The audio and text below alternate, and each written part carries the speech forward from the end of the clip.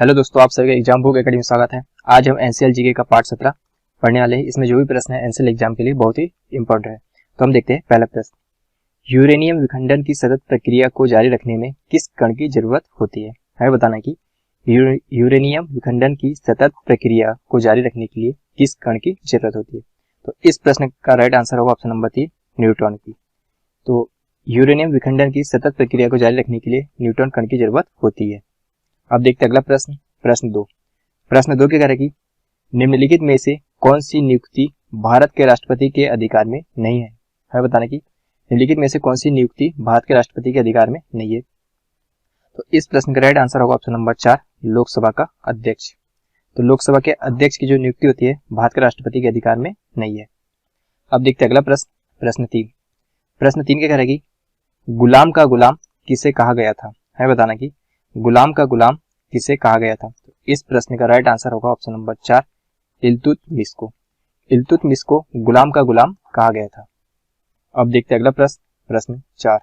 प्रश्न 4 क्या करेगी, कृषि को स्थानीय समुदाय की आय, जीविका और अवसर का उपकरण होना चाहिए, यह कथन किसका है? बताना कि कृषि को स्थानीय समुदाय की आय, जीविका और अवसर का उपकरण होना चाहिए, यह कथन किसका है? तो इस प्रश्न का राइट आंसर होगा option number 4, doctor MS. Swaminathan. यह कथन डॉक्टर एम.एस. स्वामीनाथन का है।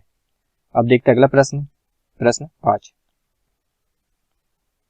प्रश्न 5 क्या कह रहा है कि विद्युत चुंबकीय स्पेक्ट्रम का दृश्य भाग होता है। है बताना कि विद्युत चुंबकीय स्पेक्ट्रम का दृश्य भाग क्या होता है? तो इस प्रश्न का राइट आंसर होगा प्रकाश। विद्युत चुंबकीय स्पेक्ट्रम का दृश्य भाग प्रकाश होता है। तो ऑप्शन नंबर 4 इस प्रश्न का राइट आंसर है। अब देखते हैं अगला प्रश्न, प्रश्न 6। प्रश्न 6 क्या कह रहा है कि राष्ट्रपति का अध्यादेश कितनी अवधि के लिए लागू रहता है? है बताना कि राष्ट्रपति का जो अध्यादेश होता है यह कितनी अवधि के लिए लागू रहता है? तो राष्ट्रपति का अध्यादेश 6 महीने के लिए लागू रहता है। तो राष्ट्रपति का अध्यादेश 6 महीने के लिए लागू रहता है। तो ऑप्शन नंबर 2 इस प्रश्न का सही आंसर है। अब देखते हैं अगला प्रश्न, प्रश्न 7। प्रश्न 7 क्या कह रहा है कि भारत में सर्वप्रथम सांकेतिक मुद्रा का प्रचलन किया था। हमें बताना कि भारत में सर्वप्रथम सांकेतिक मुद्रा का प्रचलन किसने किया था? तो इस प्रश्न का राइट आंसर होगा ऑप्शन नंबर 4, मोहम्मद बिन तुगलक ने। मोहम्मद बिन तुगलक ने भारत में सर्वप्रथम सांकेतिक मुद्रा का प्रचलन किया था। अब देखते हैं अगला प्रश्न, प्रश्न 8। प्रश्न 8 क्या कह रहा है कि झूम है? हमें बताने की झूम है। तो झूम कृषि का एक प्रकार है। तो झूम क्या है? झूम एक कृषि का एक प्रकार है। तो ऑप्शन नंबर 4 इस प्रश्न का राइट आंसर है। अब देखते हैं अगला प्रश्न, प्रश्न 9। प्रश्न 9 क्या कह रहा है कि प्रकाश वर्ष किसकी इकाई है? हमें बताना कि जो प्रकाश वर्ष है किसकी इकाई है? तो प्रकाश वर्ष दूरी की इकाई है। किसकी इकाई है? तो दूरी की इकाई है। तो ऑप्शन नंबर जो 2 जो है इस प्रश्न का सही आंसर है। अब देखते हैं अगला प्रश्न, प्रश्न 10। प्रश्न 10 क्या कह रहा है कि भारत का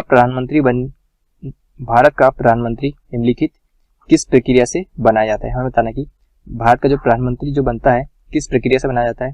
तो भारत का प्रधानमंत्री नियुक्ति प्रक्रिया से बनाया जाता है। तो ऑप्शन नंबर 2 इस प्रश्न का सही उत्तर है। अब देखते हैं अगला प्रश्न, प्रश्न 11।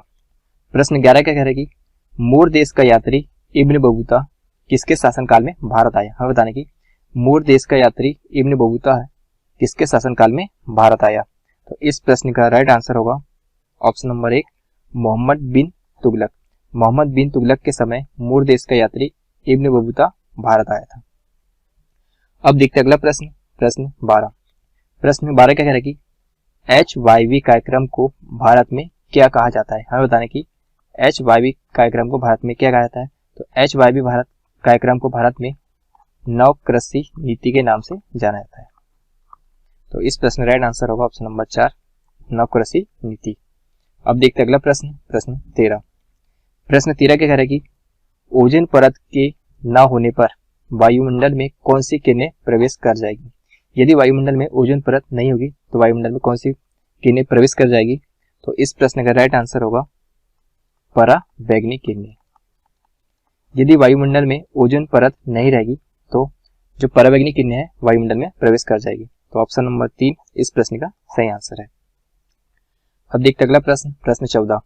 प्रश्न 14 कह रहा है कि निम्नलिखित भारतीय प्रधानमंत्रियों में से किसने लोकसभा में अविश्वास मत का सामना करने से पहले त्यागपत्र दे दिया था? तो इस प्रश्न का राइट आंसर होगा ऑप्शन नंबर 2, मोरारजी देसाई ने। अब देखते अगला प्रश्न, प्रश्न 15। प्रश्न 15 क्या करेगी? सर्वप्रथम लोक निर्माण विभाग की स्थापना किसने की थी? हमें बताने की सर्वप्रथम लोक निर्माण विभाग की स्थापना किसने की थी? तो इस प्रश्न का राइट आंसर होगा ऑप्शन नंबर 4, फिरोज शाह तुगलक ने। सर्वप्रथम फिरोज शाह तुगलक ने लोक निर्माण विभाग की स्थापना की थी। अब देखते अगला प्रश्न, प्रश्न 16। प्रश्न 16 क्या करेगी? रबड़ के बगीचे कहाँ पाए जाते हैं? है बताने की जो रबड़ के जो बगीचे हैं ये कहाँ पाए जाते हैं?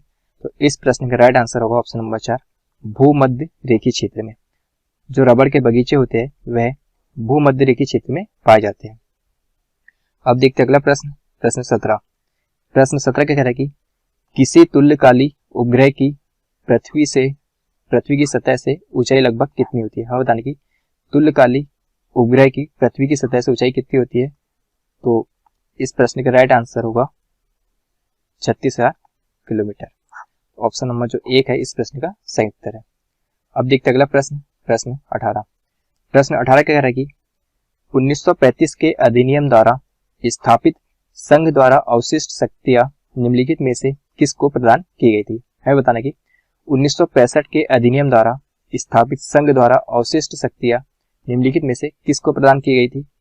तो इस प्रश्न का राइट आंसर होगा ऑप्शन नंबर 3, गवर्नर जनरल को। अब देखते अगला प्रश्न, प्रश्न 19। प्रश्न 19 क्या कह रहा है कि सर्व कर लगाया जाता था। हमें बताने की सर्व कर किस पर लगाया जाता था? तो सर्व कर सिंचाई पर लगाया था। किस पर लगाया जाता था? सर्व कर सिंचाई पर लगाया जाता था। तो ऑप्शन नंबर 2 इस प्रश्न का सही उत्तर है। अब देखते अगला प्रश्न, प्रश्न 20। प्रश्न 20 क्या कह रहा है कि सोपान कृषि कहाँ की जाती है? सोपान कृषि जो कि एक सीढ़ीदार कृषि है कहाँ की जाती है? तो इस प्रश्न का राइट आंसर होगा ऑप्शन नंबर 1, पहाड़ों के ढलान पर। सोपान कृषि पहाड़ों के ढलान पर की जाती है। अब देखते अगला प्रश्न, प्रश्न 21। प्रश्न 21 क्या करेगी? सौर मंडल की खोज किसने की थी? है बताना कि सौर मंडल की खोज किसने की थी? तो सौर मंडल की खोज कोपरनिकस ने की थी। किसने की थी? तो सौर मंडल की खोज कोपरनिकस ने की थी। तो ऑप्शन नंबर 3 इस प्रश्न का सही उत्तर है। अब देखते अगला प्रश्न, प्रश्न 22। प्रश्न 22 क्या करेगी? भारत में निम्नलिखित में से कौन एक संवैधानिक निकाय नहीं है? है बताना कि भारत में कौन एक संवैधानिक निकाय नहीं है? इस प्रश्न का राइट आंसर होगा ऑप्शन नंबर 4, राष्ट्रीय मानवाधिकार आयोग। राष्ट्रीय मानवाधिकार आयोग यह एक संवैधानिक निकाय नहीं है। अब देखते अगला प्रश्न, प्रश्न 23। प्रश्न 23 क्या करेगी? वर्ष 1613 में अंग्रेजी ईस्ट इंडिया कंपनी को कहाँ एक कारखाना स्थापित करने की अनुमति मिली? प्रश्न क्या करेगी? वर्ष 1613 में अंग्रेजी ईस्ट इंडिया कंपनी को कहाँ एक कारखाना स्थापित करने की अनुमति मिली? तो इस प्रश्न का राइट आंसर होगा ऑप्शन नंबर 4, सूरत में। अब देखते अगला प्रश्न, प्रश्न 24। प्रश्न 24 क्या करेगी? भारत में जूट का अधिकतम क्षेत्र कहाँ है? है बताने की भारत में जूट का अधिकतम क्षेत्र कहाँ है? तो इस प्रश्न का राइट आंसर होगा ऑप्शन नंबर 4, पश्चिम बंगाल में। भारत में जूट का अधिकतम क्षेत्र पश्चिम बंगाल क्षेत्र में है। अब देखते अगला प्रश्न, प्रश्न 25। प्रश्न 25 क्या कह रहा है कि रॉकेट की गति निम्नलिखित में से कौन सा संरक्षण सिद्धांत लागू होता है? हमें बताना कि रॉकेट की गति पर निम्नलिखित में से कौन सा संरक्षण सिद्धांत लागू होता है? तो इस प्रश्न का राइट आंसर होगा ऑप्शन नंबर 3, संवेग का संरक्षण सिद्धांत। रॉकेट की गति पर संवेग का संरक्षण सिद्धांत लागू होता है। तो यह था हमारा एनसीएल जीके का पार्ट 17।